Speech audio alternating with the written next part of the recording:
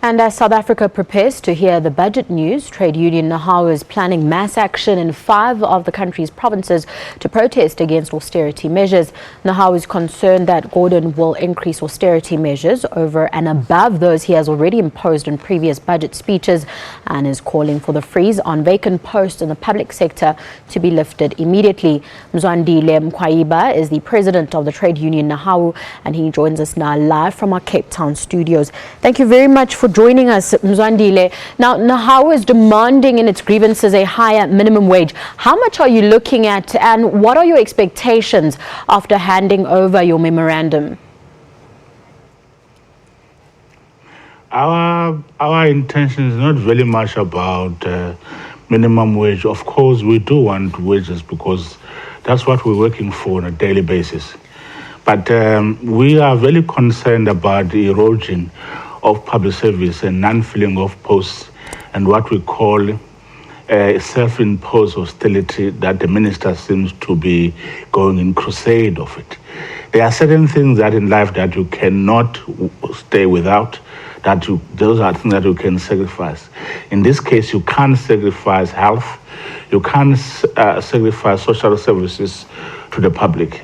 Becomes important. And it is our members that on a daily basis are confronted by community in the clinics, in the social institutions where they're demanding service. And they think that it is us who are not delivering service, not knowing that on these days we are doing a work of one person doing a work of 10 people, and we are not being compensated for that. And that's exactly the problem that we're concerned about, the current situation. If you take the supposedly 94 patient of psychiatric who died in Johannesburg, that's just a tip in the ice. If you go deeper in the Department of Health in particular, you will find a huge millions of rand of lawsuit because people have been neglected, not because our members don't care, just that because there are not enough staff members. Now, Mzwandile, what happens if your demands are not met after the mass action? Well, we are treading on. We fight on. And if we are not being listened to this stage, these are warning shots. If we are not listening in this stage, as we embark in this action, we definitely very influence the affiliate of the Federation. The country then must expect us to go to the wide national strike of Section 77, where we call all affiliates of the Federation to pay attention to this particular matter. Mzwandile, let's go back to the freezing on vacant posts. I mean, government has a large revenue shortfall, and it says the reality is it cannot afford this. What's Nehawu's standpoint in this regard? We don't believe that it is true that the state cannot afford to deliver service to people. Firstly, we think that's a lot of wastage. But secondly, you just know, amongst other things, the billions that is owned by ABSA. We recently been told about the prosecution faces by the couple of banks where money has been wasted, the South African money that has been wasted.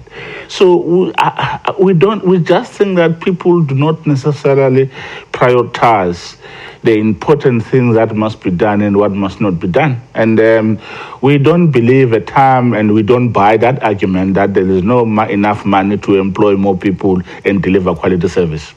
Otherwise, what kind of society are we going to be if we are unable to give our own citizens a good health? How do we expect them to perform and work and bring about economy and stability in the country if they are not looked after by the government of its own? Now, another thing is you've recently called on Treasury to come up with a plan to reduce what you've termed an extremely bloated cabinet. Do you think government will act on this, and do you expect the minister to also touch on the matter in his speech tomorrow?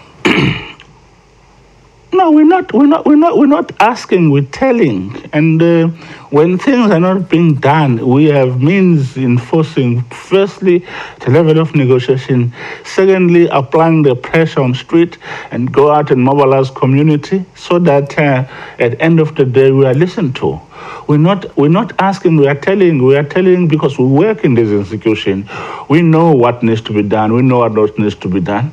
And we do think that the government of South Africa has enough ability to deliver the quality service to the public of this country. It's just that we are on studio. If we can go to the expenditure that is occurred in the private health and calculate the number of people who are using that service vis-a-vis those who are using the public health, you will realize that the money has been spent in minority rather than being spent in majority. Now, away from the budget speech, Nehawu is demanding the total scrapping of e-tolls. How do you expect government to go about this with so much already invested in this venture? Let's also consider what Gauteng Premier David Makhura also announced today, for example. Oh, well, it just says what we said before. The e-toll has failed. It was going to fail from the beginning, and we don't understand why this is being done. And we don't understand why, when we're improving the road of the country, that it must be dig deep in the pocket of workers to those who don't have, instead of taxing the wealthy people to pay for the road of South Africa. Now, just finally, Mzwandile, you have for some time now argued that the rich should subsidize the poor by paying into a single medical aid and the speedy implementation of the NHI. What do you suggest the rich should pay, and precisely who do you mean when you say the rich?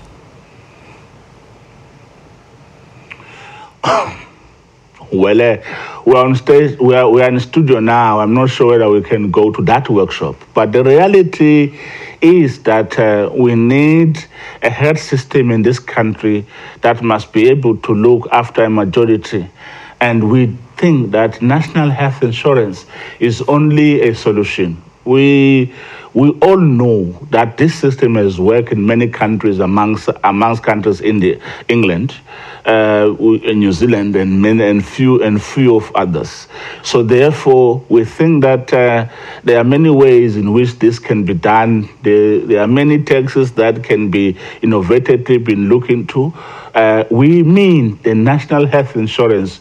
We don't mean anything else, and we don't mean creating wealthy of certain people's pocket. We mean the national health, and this must be done because, again, this is going to be another point of fight if it's not being done. Thank you very much, Mzwandile. Quite an interesting discussion there. We'll have to leave it. That was the president of Nehawu, Mzwandile, joining us from our studios in Cape Town.